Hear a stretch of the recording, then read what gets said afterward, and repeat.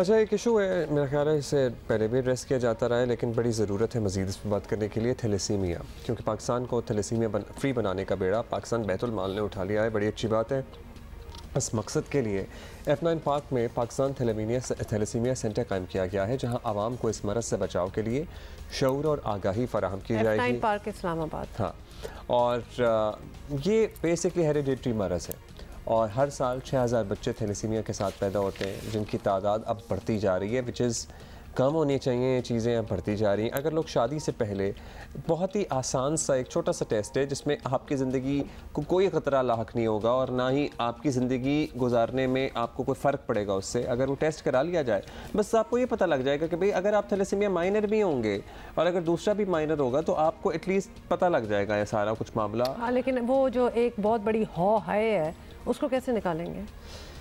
खैर, अब बैतुल माल की इस मुहिम में आवाम को सर्टनली साथ देना चाहिए बैतुल माल का, और इसी पे बात करते हैं मजीद के कैसे आइडिया आया, क्या अब तक कोई कामयाबी हासिल हुई है। अमीर फिदा पराचा हमारे साथ हैं, MD पाकिस्तान बैतुल माल हमारे साथ हैं। सबसे पहले तो यही सवाल आपसे पूछेंगे कि थैलेसीमिया से मुतालिक आप जो मुहिम चलाने जा रहे हैं, इसकी किस तरह आपको फ़ील हुआ कि ज़रूरत है, लोगों को बताना बहुत ज़रूरी है, और पाकिस्तान बैतुल माल का इससे क्या किरदार होगा?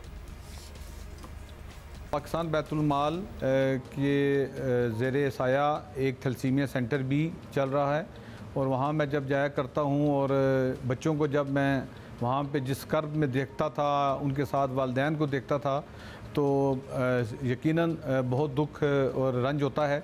लेकिन एक दफ़ा वहाँ पर टर्किश एम्बेसडर आए और मेरे लिए ये एक बहुत अच्छी ख़बर थी, मैं समझता हूँ, कि जब उन्होंने बताया कि उन्होंने प्रिवेंटिव मेजर्स अडॉप्ट करने के बाद अपने मुल्क में इसको थैलेसीमिया फ्री कर लिया है।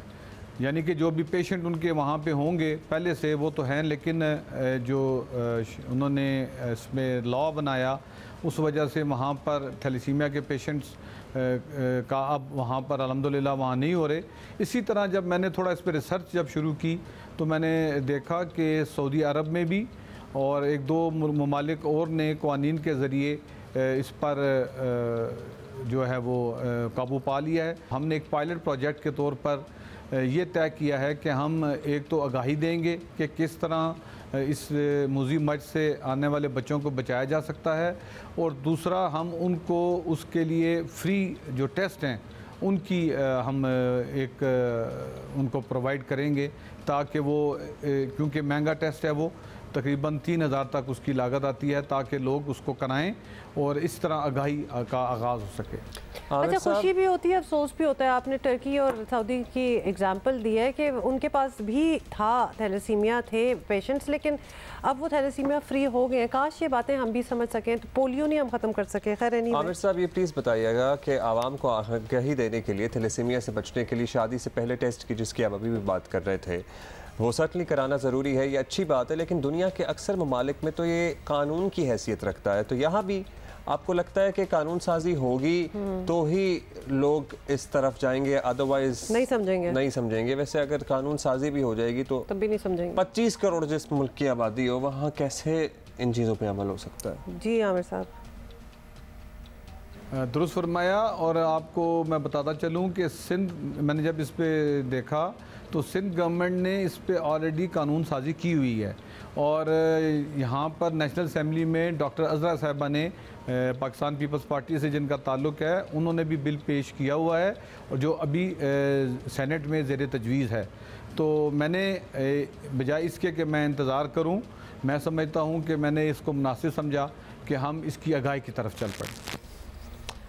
अच्छा, आप ये भी बताइएगा कि आवाम की आगाही के लिए एक और चीज़ भी बड़ी ज़रूरी है जो हम आपसे पूछना चाहते हैं कि महंगाई के हालिया दौर में गुर्बत आसमानों को छू रही है और आवाम को इमदाद की ज़रूरत पहले से कहीं ज़्यादा है। पाकिस्तान बैतुल माल इस सिलसिले में क्या किरदार जो है वो अदा कर सकता है?